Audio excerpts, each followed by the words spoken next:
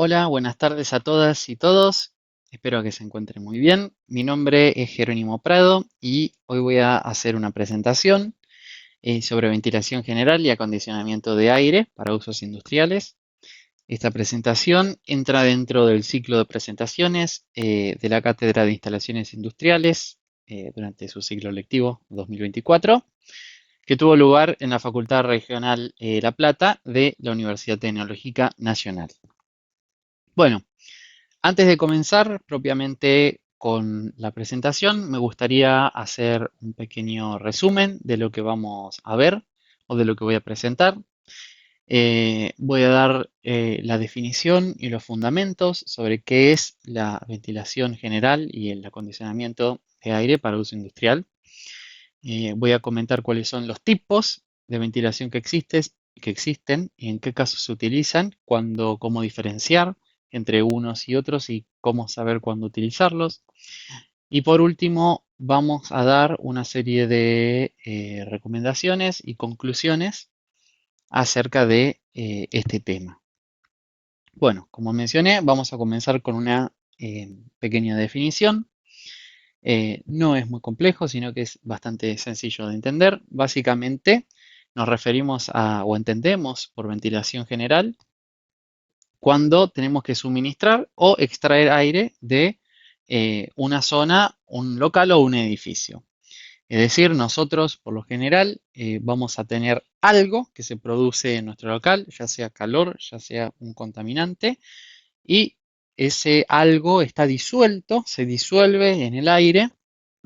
Entonces, genera condiciones de trabajo que no son aptas o presenta riesgos a la salud o presenta riesgos desde el punto de vista de seguridad. Entonces, lo que nosotros tenemos que hacer es esa masa de aire que está contaminada, es sacarla. Y como estamos sacando una masa de aire, tenemos que hacer entrar otra que esté libre de cualquier tipo de contaminante. Con este objetivo, lo que hacemos entonces es utilizar la energía mecánica, si disponemos de ella. Podemos utilizar métodos de ventilación forzada o si utilizamos, por ejemplo, las diferencias de presión que existen por los propios vientos de nuestra zona o su propia energía térmica, vamos a estar hablando entonces de eh, ventilación natural. A modo de resumen, voy a activar el puntero láser para poder señalar. Tenemos esta imagen que nos resume un poco lo que estuve diciendo. ¿Cuál es la clasificación de la ventilación según su propósito? Bueno, nos vamos a encontrar con tres tipos que están bien marcados, o sea, tres bien diferenciados. El primero es la ventilación por dilución para el control de sustancias químicas. El segundo es la ventilación por dilución para el control de calor. Y el último es el método más sencillo de todos, pero ganamos sencillez y comprometemos precisión a la hora de calcular y entonces, por lo tanto, a la hora de hacer nuestro diseño de la instalación, que es la ventilación por renovación, también conocida como método de las renovaciones por hora. En todas estas vamos a entrar en detalle a medida que avancemos en la presentación. Así que seguimos adelante y comenzamos con la ventilación por dilución para el control de sustancias químicas. Acá vamos a ver tres tipos. El primero vamos a hablar de cómo poder controlar cuando tenemos un contaminante, cuando tenemos una mezcla de contaminantes y cuando también estamos hablando de estos dos primeros, me refiero a contaminantes que sean nocivos y que estén disueltos en el aire y que sean nocivos para la salud de los trabajadores. Y por último vamos a ver contaminantes químicos, pero no los vamos a abarcar desde el punto de vista desde la toxicidad de la salud, sino que desde el punto de vista de seguridad, ya sea porque son inflamables o presentan riesgos de explosiones. O sea, nos dan problemas desde el punto de vista desde la seguridad. Bueno, ¿en qué consiste este tipo de ventilación para el control de sustancias químicas? Consiste en la dilución del aire contaminado con aire sin contaminar. Básicamente lo dicho, tenemos en nuestro local una fuente contaminante donde se genera ese contaminante y se diluye en el aire. Entonces lo que nosotros queremos hacer es extraer y hacer circular aire para diluirlo y sacar ese contaminante que es peligroso, que es nocivo para la salud, fuera de nuestras instalaciones. ¿Con qué objetivo? Bueno, con reducir los riesgos para la salud nuestra y de los trabajadores que estén involucrados, reducir el riesgo de incendios, explosiones y contaminantes molestos en general. Puede ser que los contaminantes que nosotros tengamos no sean nocivos para la salud y que tampoco sean peligrosos, pero por ejemplo alteren o produzcan empeoren las condiciones de trabajo. Por ejemplo, si tenemos una sustancia diluida que tiene un olor que es molesto, que es desagradable, va a empeorar las condiciones de trabajo, entonces vamos a querer quitarlo. Y también esto es útil desde el punto de vista ambiental.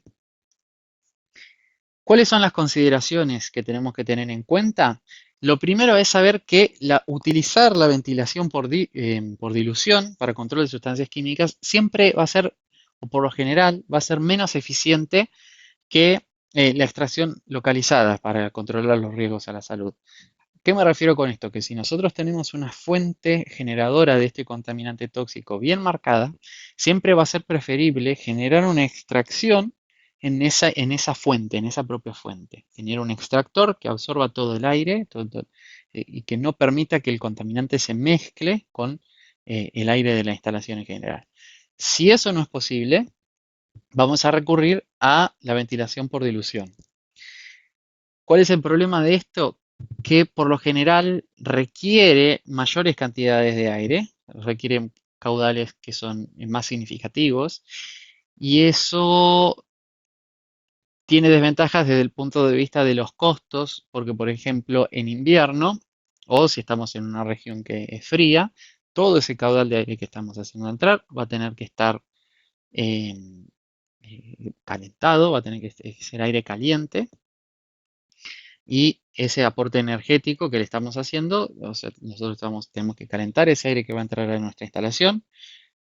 Como lo calentamos? Usando energía y esa es energía que nosotros tenemos que pagar. Entonces hay que tener eso en cuenta a la hora de diseñar un plan de ventilación, porque puede ser una de las grandes desventajas que presenta este tipo de ventilación.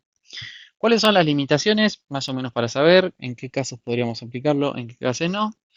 La primera es que la cantidad de contaminantes generados no debe ser muy elevada. Y segundo, que los contaminantes no tienen que ser demasiado tóxicos. Tienen que tener una toxicidad relativamente baja.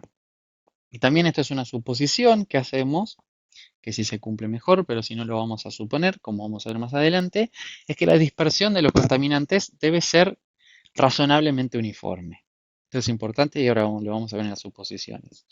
¿Cuáles son los pasos a seguir? Bueno, lo primero es calcular la cantidad de aire que necesitamos para poder disolver nuestra mezcla y extraerla. Vamos a ver que vamos a manejar algunas incertidumbres y para eso va a existir un coeficiente de seguridad K. Es muy importante situar los puntos de extracción cerca de las fuentes contaminantes, lo más cerca que nosotros podamos. Y esto es, en la norma, una de las cosas más importantes, es que el trabajador siempre tiene que estar entre la entrada de aire y la fuente contaminante. Siempre tiene que estar situado en el medio. Fuente contaminante, trabajador, perdón, entrada de aire, trabajador y fuente contaminante. Después, obviamente, que si nosotros estamos extrayendo aire, ese aire que estamos extrayendo, hay que reemplazarlo. Y que ese aire tiene que estar tiene que ser caliente en las épocas frías. Y obviamente el quinto punto, que también es muy importante, es evitar que el aire que nosotros estamos sacando, que tiene una concentración del contaminante, no vuelva a ingresar a nuestra instalación. Entonces tenemos que situar las entradas de aire lejos de las salidas. Por lo general, las salidas del aire contaminado se suelen poner en altura. ¿Cómo se calcula? ¿Cómo tenemos el caudal de aire necesario para eliminar una determinada concentración de contaminante? Bueno, para tener un concepto más amplio de cómo se llegan a estas ecuaciones, planteé esta ecuación diferencial que la pueden encontrar en la bibliografía, no es más que un balance de masas del sistema que tenemos en la parte superior, donde nos podemos encontrar nuestro volumen, que va a ser la habitación, el almacén, la fábrica, el habitáculo que nosotros tengamos, con una determinada generación de ese contaminante y un determinado caudal de aire que está circulando. Ese aire en un primer momento va a ser aire limpio con una concentración cero y cuando sale va a ser aire contaminado con una determinada concentración C. Lo que se hace es plantear un balance de masa. Lo que estamos diciendo es que la acumulación de contaminantes que yo voy a tener en mi habitáculo, el contaminante que está acumulado aquí dentro, va a ser siempre igual a la generación, a cuán rápido se genera ese contaminante, menos la cantidad y cuán rápido yo estoy extrayendo ese contaminante. Si planteamos ese balance, vamos a llegar a la siguiente ecuación diferencial, donde pueden encontrar cada uno de los de las letras, y las podemos encontrar que representan acá a la izquierda abajo. Si nosotros resolvemos esta ecuación diferencial, vamos a llegar a estas dos fórmulas que tenemos acá, en las que vamos a obtener el caudal de aire que necesitamos para la ventilación en metros cúbicos por segundo. Tenemos el caudal teórico y el caudal real. La única diferencia es que en el real, o en el requerido, ya estamos aplicando el factor de seguridad K. ¿De qué va a depender este factor de seguridad K? Va a depender de la eficiencia de la mezcla y distribución del aire introducido al local. La toxicidad del solvente que se maneja, esto lo remarqué porque es uno de los más importantes. Si tengo un contaminante que yo sé que es muy tóxico, bueno, por las dudas vamos a darle un poco más de coeficiente de seguridad para aumentar así el volumen de aire que va a estar ingresando. Y cualquier otra circunstancia que el higienista considere o en nuestro caso nosotros los ingenieros a cargo de diseñar la instalación de ventilación, ¿no? Como para tener una referencia, las sustancias contaminantes que son tóxicas se clasifican en tres categorías: las ligeramente tóxicas, las moderadamente tóxicas y las altamente tóxicas. Cada una, según su clasificación, tiene una determinada cantidad admisible que podemos tener dentro de nuestro local. Ese factor se define como concentración máxima permisible ponderada en 8 horas. Perdón, acá hay una falla ortográfica, es con una S. Y según su clasificación podemos tener una determinada cantidad. Por ejemplo, de una sustancia altamente tóxica, el CMP va a ser menor, tenemos que tener una concentración menor a 100 partes por millón. Esto, lo que habíamos dicho, tenemos en nuestro valor K, qué tan tóxica es una sustancia va a influir en este valor K y tenemos que saber que varía del 1 al 10. ¿Qué pasa cuando tenemos mezcla de sustancias? Es decir, cuando no es un contaminante el que tenemos que evacuar, sino más de uno. Bueno, va a haber dos tipos de situaciones. En el PowerPoint, en esta presentación, está solamente puesto uno de esos dos casos, que es el que consideré que era el peor, y tenemos que estar preparados para lo peor. ¿Cuál es este caso? Es cuando las sustancias que nosotros tenemos que eliminar interactúan entre ellas de tal forma que su efecto es aditivo. ¿Qué pasa si no tenemos información? Si tenemos dos contaminantes, dos sustancias químicas, y no sabemos si interactúan de forma aditiva o no. Bueno, en ese caso, obviamente las vamos a considerar como que son aditivas, porque es el peor de los casos. ¿Qué se hace? Utilizamos la misma fórmula que teníamos antes, aquí, para cada contaminante, como si estuviese de forma individual, y una vez calculado el caudal de cada uno, lo sumamos. Suponiendo que tenemos tres contaminantes, sustancia 1, sustancia 2 y sustancia 3, lo único que hacemos es calculamos ese caudal y lo sumamos y vamos a obtener un caudal total. ¿Qué pasa en el caso de las sustancias que no actúan de manera que son aditivas entre ellas? Lo que se hace es se calcula todos los caudales, el caudal de la sustancia 1, de la sustancia 2 y el de la sustancia 3, y se toma el mayor. Y ese que sea el mayor va a ser el caudal final. O sea, ese Q total va a ser el Q de la sustancia mayor. Por ejemplo, si la sustancia que más caudal necesita es la sustancia 2, vamos a tomar como caudal total el caudal necesario para extraer la sustancia 2 y suponemos que va a ser el suficiente para llevarse consigo la sustancia 1 y la sustancia 3 también. Eso es importante. Ante la duda, siempre considerar que las sustancias actúan de manera aditiva.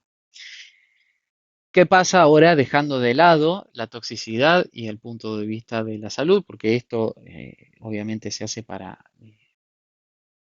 que estas sustancias tóxicas no repercutan de manera negativa en la salud de los trabajadores. ¿Qué pasa si no hay problemas de ese lado? Pero sí que estamos lidiando con sustancias que son explosivas, por ejemplo, o que podemos tener cierto riesgo de incendio si superamos una determinada cantidad, una determinada concentración en el aire. Bueno, tenemos que utilizar esta fórmula, también bastante sencilla, podemos encontrar que representa cada letra acá en la filmina. Nos va a dar el caudal en metros cúbicos por hora. Hay que tener en cuenta una cosa, y es que lo que reemplaza, antes teníamos el CMP, ahora tenemos el límite inferior de inflamabilidad. Este límite de inflamabilidad siempre es muchísimo mayor que el CMP que teníamos antes por toxicidad. ¿Qué significa? Tengo un ejemplo acá anotado, perdón, agarro la ayuda de memoria. Por ejemplo, el sileno es una sustancia que es muy contaminante y el CMP dice que tenemos que tener concentraciones menores a 100 partes por millón. 100 partes por millón. O sea que acá tendríamos un 100 partes por millón. Pero, desde el punto de vista desde la inflamabilidad, el sileno tiene un límite inferior de inflamabilidad de 10.000 partes por millón. ¿Qué significa? Que acá vamos a tener, va a estar dividido por 10.000. Entonces, en consecuencia, el caudal de aire necesario va a ser muchísimo menor. Así que tengamos en cuenta eso, que no es lo mismo hacer un enfoque de ventilación desde el punto de vista de la toxicidad que desde el punto de vista para la prevención de explosiones y de incendios. Hay que tenerlo en cuenta. A modo de resumen, vimos la ventilación para control de sustancias químicos y sabemos cómo actuar en casos de tener un contaminante, una mezcla de contaminantes o para prevenir explosiones. Seguimos adelante y nos adentramos ahora en el tema de la ventilación por dilución para el control de calor. Bueno, la idea acá es bastante sencilla. Tenemos una actividad industrial en los cuales se genera un proceso y ese proceso libera calor. Puede ser, por ejemplo, un motor. Un motor funcionando nos va a estar liberando una determinada cantidad de energía en forma de calor por unidad de tiempo. Si con ese calor no hacemos nada y se va acumulando, llega un momento que la temperatura de nuestro local va a subir mucho y va a repercutir en la salud de los trabajadores también y no va a ser un espacio agradable para trabajar. ¿Qué es lo que hay que hacer para extraer el calor que se genera en nuestra instalación? Lo que tenemos que hacer es primero realizar un balance de calor transferido proveniente de todas las fuentes, y acá hay que considerar todo. Se menciona incluso el calor que aportan las luces, la luminaria, y por ejemplo el calor también que entra que entra a nuestro habitáculo por la radiación del sol. Eh, y luego también determinar el aumento de temperatura o de la humedad que se considera adecuado bajo la situación de análisis y bajo la temperatura deseada que queramos tener. Por norma, se establece que la diferencia entre la temperatura del aire en la zona de trabajo y el de la zona exterior, o sea, afuera, tiene que ser no mayor a 5 grados centígrados. Eso es por norma.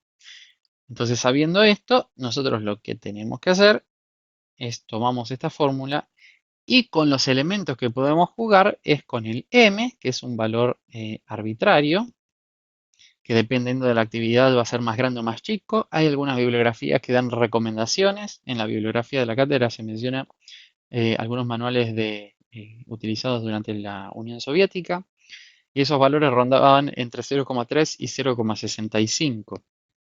Y el elemento fuerte de cálculo está en la potencia térmica del calor sensible en watt. Es básicamente el calor que se está generando y que nosotros tenemos que evacuar. Acá lo que vemos es que comprende la incidencia de la carga solar, como habíamos mencionado, el calor generado por los motores, hornos, calderas o cualquier otra actividad que genere calor y necesite ser extraído. Entonces, ese sería cómo se calcula, esto sería cómo se calcula en kilogramos por segundo de aire eh, para ventilar cuando necesitamos extraer calor. También bastante sencillo. Ahora vamos de los tres métodos que mencionamos al principio, el más sencillo, pero también el más inexacto, es el método de las renovaciones por hora. ¿Qué pasa? Este método es muy sencillo, se aplica de manera casi instantánea. Necesitamos saber qué actividad tenemos o qué tipo de local tenemos, entrar a una tabla y ya vamos a poder obtener el volumen de aire que necesitamos, el caudal en metros cúbicos por hora, pero no vamos a tener un nivel de precisión muy grande. Entonces es un método que nunca lo vamos a usar cuando tenemos, por ejemplo, que ventilar un local en el cual hay un contaminante altamente tóxico, porque no vamos a tener la seguridad que nos daba el primer de los métodos que vimos. Tenemos la fórmula en cuestión, vamos a obtener el caudal en metros cúbicos por hora. Tenemos que, por tabla, encontrar, según la actividad y según el tipo de local que tenemos, el número de renovaciones por hora que tenemos y multiplicarlo por el volumen del local. Bueno, toda esta información la podemos encontrar aquí. Y tenemos que tener algunas consideraciones a la hora de hacer nuestro diseño. Tenemos que considerar dos elementos: la altura del local. La norma menciona algunas alturas estándar que se pueden encontrar. Si nosotros tenemos, por ejemplo, una altura que es el doble de la que menciona la norma, entonces multiplicamos por 2 ese valor y lo aplicamos. Lo dividimos por 2 en el caso contrario. Y no hay mucho más misterio sobre eso. Y después tenemos también que tener en cuenta la densidad de los medios de producción. ¿A qué me refiero? Supongamos que estamos trabajando con calderas. Tenemos tres calderas en nuestro habitáculo. No es lo mismo tener las tres juntas, una al lado de la otra, que tener las tres calderas, una en cada esquina de la habitación, del habitáculo, ¿no? Eso es lo que se llama densidad de los medios de producción. Entonces, lo que tenemos que hacer es, sabiendo qué tipo de actividad tenemos o qué tipo de edificio es, por ejemplo, vamos a encontrar almacenes, cines, iglesias o directamente actividades como puede ser la cría de animales o las fábricas de vidrios. Vamos a tener valores, un número de renovación por hora, que es el que vamos a aplicar en nuestra fórmula final que habíamos mostrado al principio. Hay que notar que estos números varían y en algunos casos son bastante elevados. Por ejemplo, en un almacén no es mucho, sino que va de 2 a 6 renovaciones por hora. Mientras que, por ejemplo, en una fábrica de vidrio, donde hay hornos que producen mucho calor, vamos a tener hasta 50 renovaciones por hora. A tener en cuenta para saber que hay que hacer una buena selección. Bueno, ¿cuáles son las conclusiones de estos tres métodos? La primera es que debemos elegir un tipo de ventilación adecuada según el tipo de actividad que nosotros tengamos. Yo creo que la decisión, digamos, o lo más importante es en la primera, en la ventilación por dilución para control de sustancias químicas, saber que hay una gran diferencia de realizar un enfoque, o sea, de diseñar la ventilación haciendo un enfoque por toxicidad que haciendo un enfoque eh, por control de explosión, ¿no? Analizándolo desde el punto de vista del riesgo de las explosiones. Vamos a obtener caudales muy distintos, así que hay que tener cuidado a la hora de ver cómo vamos a enfocar la manera de resolver nuestro problema. Y después, saber que la parte más importante del diseño de este tipo de instalaciones es el cálculo del caudal de aire necesario. Después, cómo ubicamos las tomas de aire, dónde ubicamos los puntos de extracción y dónde se va a soltar ese aire que nosotros estamos largando con una carga contaminante. Hay sustancias que las podemos liberar al ambiente y hay sustancias que no, que hay que hacer un tratamiento posterior. O sea, nosotros tenemos ese aire contaminado, que si viene con una sustancia tóxica, va a haber que tratarlo antes de liberar ese aire a la atmósfera. Todo eso está en las normas, pero lo más importante es tener estas nociones de cómo, qué método aplicar en cada uno y después todo lo demás es un agregado. Cómo se posicionan las tomas de aire, dónde se posicionan los puntos donde se suelta este aire. Voy a usar ventilación mecánica, voy a utilizar ventilación forzada. Eso es todo criterio del diseñador dependiendo de las condiciones y características del proyecto que estemos encarando. Pero lo más importante es tener estos conceptos bien claros. Em, Esto es un poco lo que marco acá en la filmina en el último punto, que cuando el caudal de aire necesario es demasiado elevado, puede recurrirse, por ejemplo, al uso de ventilación mecánica para alcanzar dicho valor. Esto va a traer costos, no solo del equipamiento, sino que vamos a estar utilizando energía mecánica y por lo tanto esa energía la tenemos que sacar de algún lado, o sea que hay que pagarla. Entonces todo eso, dependiendo del proyecto que tengamos, vamos a tener que tomar una decisión que va a ser nuestra competencia como ingenieros e ingenieras. Eso ha sido todo. Espero que les haya quedado claro y que me haya podido explicar de una manera entendible. Cualquier tipo de duda se pueden dirigir, se pueden dirigir a mí, me mandan un mail o un WhatsApp y más que encantado de ayudarlos o de aclarar las dudas que haya generado esta presentación. Les agradezco su tiempo y les agradezco sobre todo su atención. Muchas gracias y espero que nos estemos viendo pronto. Chao.